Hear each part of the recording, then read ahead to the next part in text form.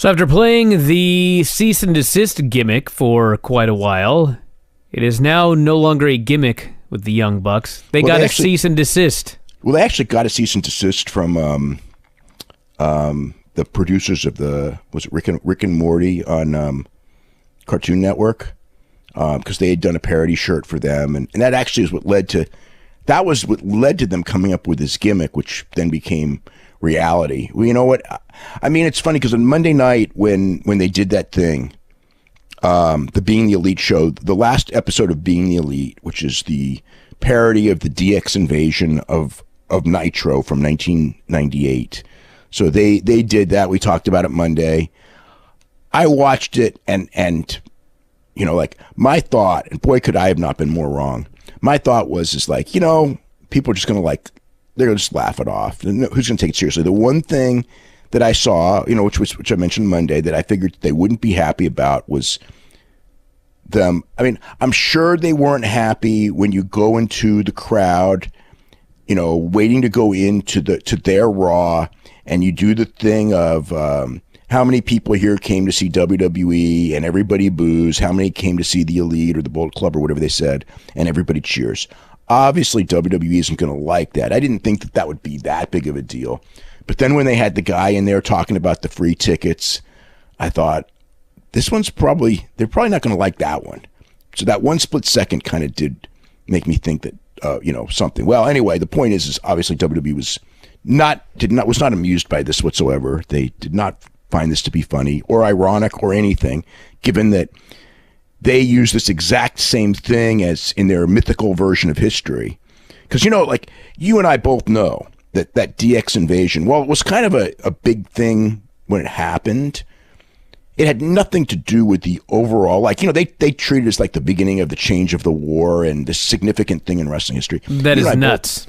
You and I both know that, like, had that happened or not happened, what happened in wrestling would have been exactly the same. This had no bearing whatsoever. They caught WCW with their pants down. WCW kind of reacted bad, but they didn't know it was coming and all that.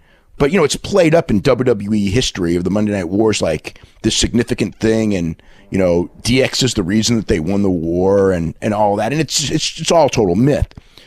So they're just essentially, but whatever, you know, they made it out to be this giant piece of history. And so these guys are just parroting it. And you would think that, again, since you've made this out to be this giant piece of history, that you would just kind of like, well, they're just parroting it and all that, rather than like be so upset. And they were furious, and they sent a cease and desist order on the too sweet hand signal and the using of the term too sweet.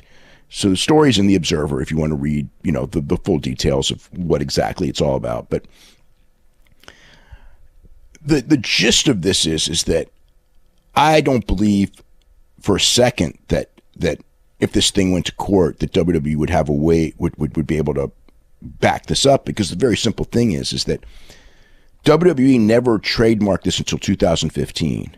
And they did when they got Finn Balor and Gallows and Anderson from New Japan. So then they trademarked it. But the point is that these guys were all using it. The Young Bucks started using it in 2013. So you can't stop someone from using something that they're using because you trademarked it, that they used first and they commercially used first.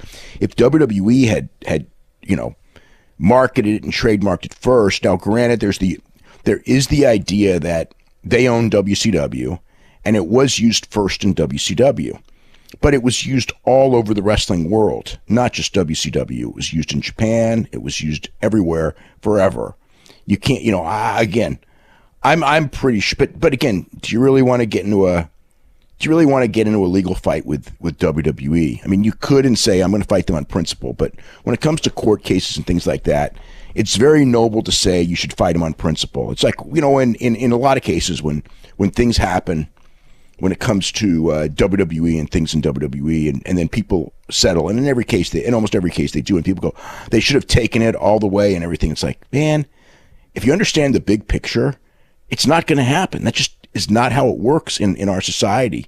You can every now and then, don't get me wrong, every now and then you'll find a Jesse Ventura that's the exception to the rule. And I want to tell you, when Jesse Ventura sued them, everybody from lawyers to friends to everyone told Jesse, you're making a big mistake, you're wasting your money, blah, blah, blah. But Jesse, for whatever reason, was extremely confident of being right. Jesse's a guy who always is right.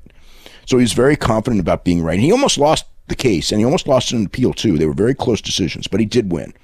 But that's the exception to the rule. Almost everybody else, at some point you just get tired of spending the money, even if you think you're right, and even if you are right, you just get tired of spending the money. And to WWE, it's not that much money to them.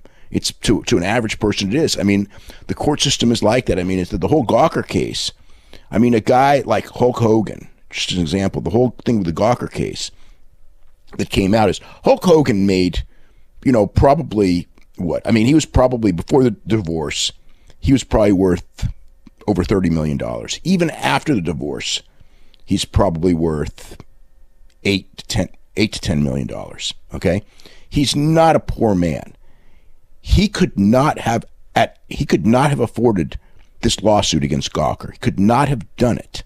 He had to have this billionaire, Peter Thiel, from here in San Jose, doing the case for him because Peter Thiel had a grudge, and that's what happened. That's the court system. It's a really fucked up system. It's not about right, and because the money issue is so much. So I mean, I don't know what's going to happen next, but I mean, I think the best thing for them to do is just creatively position themselves and do something creative out of it. But, going to court and going in a long court fight, that they probably, I would think for certain, actually, that if they win in this court fight in the long run, they would win. But then, what do you really win? Oh, you beat WWE in court.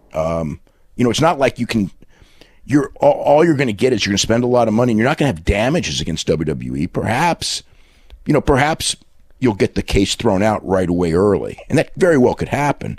But it's going to cost you, a lot of money to do that. So I've just got the feeling that that's what's going to happen is they're going to have to stop marketing, or they're going to. They don't have to.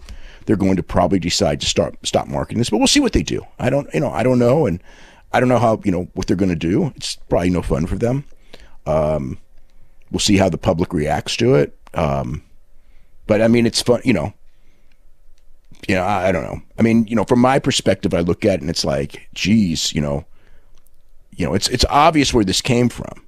I mean, it's, even though they'll of course deny it, the fact that they send the letter the very next morning after this thing goes up.